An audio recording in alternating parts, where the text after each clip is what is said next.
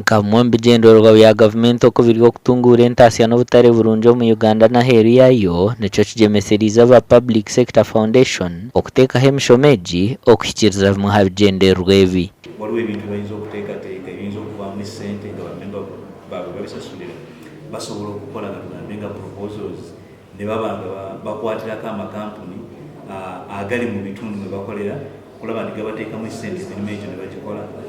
Kwenda kureeba cooperatives ezi na associations ezi na SACCOs ezi engeri ezizakubaasa okumanagingamu ebitabo byabwe bamemba baabwe engeri bakubaasa kuleetamu board members entaasi y'essente baabwe na buli kimu kibateekera these entities. Eby'obwebembezi ningashi governance, eby'enkwata ya sente ningashi financial management, okukola enteekateeka nungi ningashi planning nibyo birikwebembezibwa omu kwegyesa oku.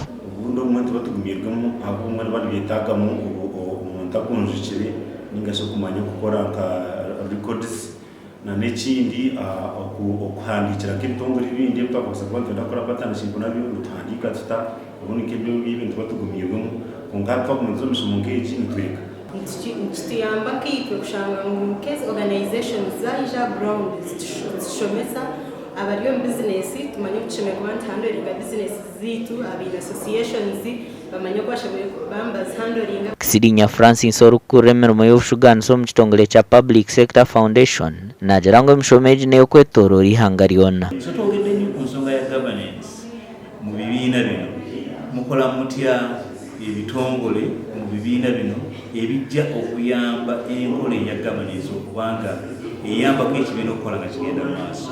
Kubanga yatuyamba kumanya obasobola kuraninga systemu eya management, systemu eya board ngashi directors, then n'abamemba kugira ngu buri omwe naatekwaganyirwa omu kintu eki.